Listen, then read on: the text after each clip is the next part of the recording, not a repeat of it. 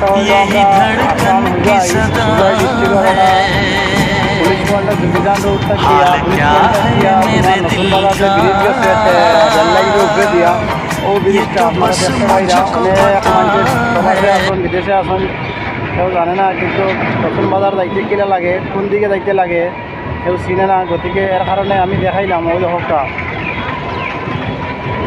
অনেক সুন্দর ব্রিজটা বনছে। এখন আর রেল লাইনে গিয়া উঠিয়া আটিয়া যাইতে পারে না, এখন ডাইরেক্ট ব্রিজের উপরে দিয়ে গাড়ি নিয়ে যাওয়া যায়। এখন ওই হোকটা কত সুন্দর ব্রিজটা বনছে, কিরা লাগে বইসে কমেন্টও জানাইবা। ওই লোক রেল লাইনে হোকটা সামনে রেল লাইন আর ও ব্রিজ তোমার ও ব্রিজের উপরে দিয়ে বর্তমানে আমরা যাই। আর ও সামনে ওই লোক রেল লাইনের হোকটা আমরা মুম্বাই যাই, চেন্নাই যাই, বেঙ্গলোর যাই, ও স্টেশনে আমরা ওইটা যাই। আর ও দেরাই কত সুন্দর ভাল লাগে দেখতে, এগুলা অনেক সুন্দর লাগে ব্রিজের উপরে থাকিয়া। ও নতুন বাজার আই আমরা হামাইলাম আইয়া ওই তো ওবাই দিয়ে নতুন বাজার আইন।